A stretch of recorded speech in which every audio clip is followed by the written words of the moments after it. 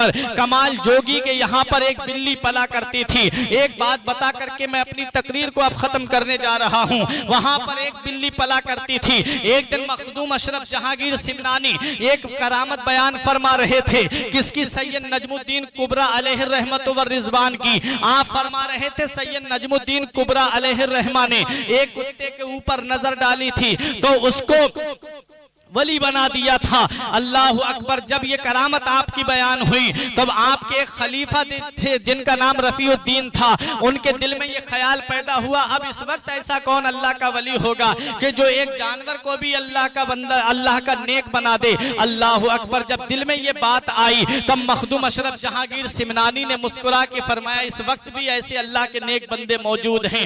اللہ اکبر۔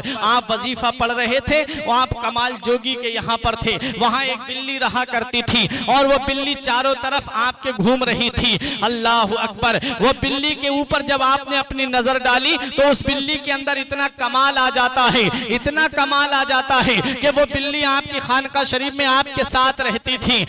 تاریخ بتاتی ہے کہ جتنے مہمان آتے خانقاہ میں وہ بلی اتنی ہی بار جا کر کے باورچی خانے میں بولتی اور باورچی اس کی بلی کی آواز کو سن کر کے سمجھ جاتا تھا کہ آج اتنے مہمان آئے ہیں۔ ایک بار 5 بار بلی بولی اور اتفاق سے مہمان 6 آئے ہوئے تھے۔ کھانا جب سامنے رکھا جاتا ہے دسترخوان پر، یہ اللہ والوں کی بارگاہ ہے کہ جہاں پر بھوکوں کو کھانا کھلایا جاتا ہے، جہاں پیاسوں کو پانی پلایا جاتا ہے۔ آج بھی بہت ساری خانقاہوں میں آپ کو لنگر ملے گا اور ایک بار بلی عادت کے مطابق بولی، لیکن جب کھانا لنگر خانے میں سے لے جا کر کے جب دسترخوان پہ رکھا جاتا ہے تب وہاں پر مہمان زیادہ نظر آتے ہیں، وہاں پر زیادہ مہمان مل جاتے ہیں۔ ایک مہمان زیادہ تھا۔ اللہ اکبر۔ مخدوم اشرف جہانگیر سمنانی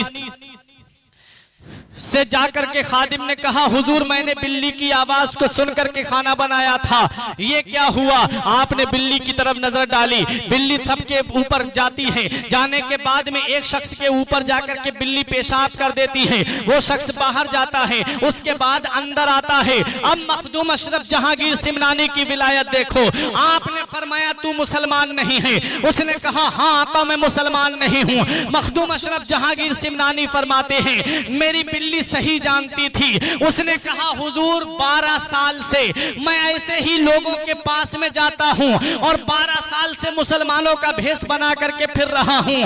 پتا چلا کہ ہر داڑھی والا مسلمان نہیں ہوتا، پتا چلا ہر کرتا پجامے والا مسلمان نہیں ہوتا۔ مخدوم اشرف جہانگیر سمنانی کہتے ہیں کہ تو کب سے گھوم رہا ہے؟ اس نے کہا 12 سال سے۔ اس نے کہا 12 سال سے میں اسی طرح لوگوں کے پاس جاتا ہوں، آج میرا راز کھلا ہے تو وہ آپ کی خانقاہ میں کھلا ہے، لیکن آج سے میں کلمہ پڑھ کر کے مسلمان ہو رہا ہوں، آج سے میں مذہب اسلام میں داخل ہو رہا ہوں، آج سے میں مذہب اسلام کا سچا تبلیغ کرنے والا بن رہا ہوں۔ اب پتا چلا یہ مخدوم اشرف جہانگیر سمنانی کی صحبت میں رہنے والی بلی کا یہ کمال ہے کہ مسلمان بھی پہچان لیتی ہے اور غیر مسلم بھی پہچان لیتی ہے۔ تو پتا لگاؤ کہ مخدوم اشرف جہانگیر سمنانی کی ذات کا عالم کیا ہوگا، پھر ان کے مقام کا عالم کیا ہوگا، پھر ان کے مرتبے کا عالم کیا ہوگا۔